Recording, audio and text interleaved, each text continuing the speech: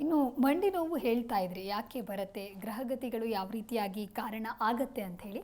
ಏನಾದರೂ ದೇವರ ಆರಾಧನೆಯನ್ನ ಮಾಡೋದ್ರಿಂದ ಇದರ ನಿವಾರಣೆಯನ್ನ ಮಾಡೋದಕ್ಕೆ ಸಾಧ್ಯ ಇದೆಯಾ ಗುರುಗಳೇ?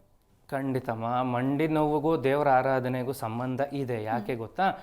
ತೇನ ವಿನ ತೃಣಮಪಿ ನಚಲತಿ ಅನ್ನುವಂಥದ್ದು ನಮ್ಮ ತುಂಬ ನಂಬಿಕೆ ಇದೆ. ಭಗವಂತನ ಆಜ್ಞೆ ಇಲ್ಲದೆ ಹುಲ್ಕಡ್ಡಿನೂ ಅಲ್ಲಾಡಲ್ಲ ಅನ್ನುವಂಥದ್ದನ್ನು ನೀವು ಈ ಪದಗಳನ್ನು ಕೇಳಿಸ್ಕೊಂಡಿರ್ತೀರಿ. ಆಯಿತು, ಭಗವಂತನ ನಂಬದ ಮೇಲೆ ನಮಗೆ ಮಂಡಿ ನೋವು ಯಾಕೆ ಬರುತ್ತೆ ಅನ್ನುವಂಥ ಪ್ರಶ್ನೆನೂ ನೀವು ಕೇಳ್ಬೋದು ಅಲ್ವಾ? ಎಲ್ಲದಕ್ಕೂ ಒಂದು ಕಾರಣ ಇದೆ. ಏನು ಗೊತ್ತಾ? ಕರ್ತೃ ಕರ್ಮ ಕ್ರಿಯಾ ಅನ್ನುವಂಥದ್ದು ಇದ್ದೇ ಇರುತ್ತಮ್ಮ. ಮಂಡಿ ನೋವಿನ ವಿಚಾರವಾಗಿ ಮಾತನಾಡೋದೇ ಆದರೆ ನಿಮಗೆ ಎಷ್ಟು ಬೇಕೋ ಅಷ್ಟು ಕೆಲಸ ಮಾಡ್ತಾ ಇದ್ರೂ ಅದಕ್ಕಿಂತ ಹೆಚ್ಚಿಗೆ ಕೆಲಸ ಮಾಡಲೇಬೇಕು, ದುಡಿಲೇಬೇಕು, ಅಥವಾ ಮನೆಯನ್ನು ತೂಗಿಸುವಂತಹ ಎಲ್ಲ ಜವಾಬ್ದಾರಿಗಳು ನಿಮ್ದಾಗೋಗಿರುತ್ತೆ. ಇದೆಲ್ಲದರ ಸಮಸ್ಯೆ ಮಧ್ಯೆ ನೀವು ಆರೋಗ್ಯವನ್ನು ನೋಡ್ಕೊಳ್ಳೋದಕ್ಕೆ ಆಗಿರೋದಿಲ್ಲ. ಒಂದು. ಎರಡನೇದೇನು ಗೊತ್ತಾ? ಎಲ್ಲರೂ ಕರ್ಮಕ್ಕೆ ಅಧೀನರು, ತಮ್ಮ ತಮ್ಮ ಕರ್ಮಕ್ಕೆ ತಕ್ಕ ಪ್ರತಿಫಲಗಳನ್ನು ತಗೋತಾ ಇರ್ತಾರೆ. ಆದರೆ ಭಗವಂತ ಒಂದು ನಿಮಗೆ ಜಾತಕ ಅನ್ನೋದನ್ನು ಕೊಟ್ಟಿದ್ದಾರಲ್ವ, ಈ ಸಮಯಕ್ಕೆ ಈ ರೀತಿಯಾದಂತಹ ಕಷ್ಟಗಳು ನಿನಗೆ ಬರುತ್ತೆ ಅಂತ.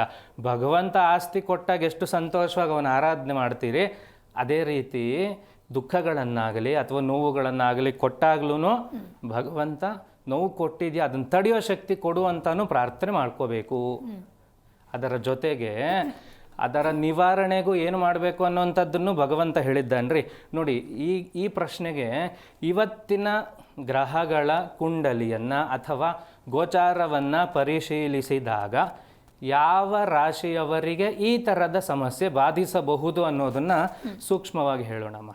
ಮಂಡಿ ನೋವಿನ ನಿವಾರಣೆಯ ಕುರಿತಂತೆ ತಿಳಿಸ್ಕೊಡ್ತಾ ಇದ್ರಿ. ಯಾವ ರಾಶಿಯವರಿಗೆ ಬಹಳ ಹೆಚ್ಚಾಗಿ ಈ ಒಂದು ಸಮಸ್ಯೆ ಕಾಣಿಸಿಕೊಳ್ಳುತ್ತೆ ಅನ್ನೋದಾಗಿ? ನೋಡಿ, ರಾಶಿ ಅಂದಿದ ತಕ್ಷಣ ಏನಾಗುತ್ತೆ ಗೊತ್ತಾ?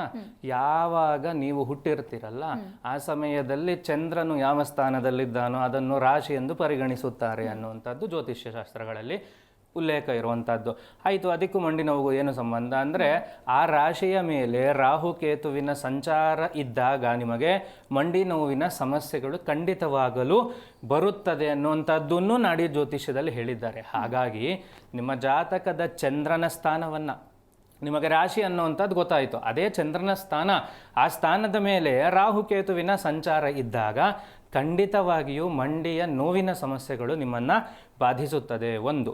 ಎರಡನೇದು ಸ್ಪಷ್ಟವಾಗಿ ಹೇಳ್ತಾರೆ ನಾಡಿ ಜ್ಯೋತಿಷ್ಯದಲ್ಲಿ, ಅದರ ಸಂಯೋಗಕ್ಕೆ ಕುಜನ ಸಂಯೋಗನೂ ಸೇರಿದಾಗ ಅದು ಆಪರೇಷನ್ ಲೆವೆಲ್ವರೆಗೂ ಹೋಗುತ್ತೆ.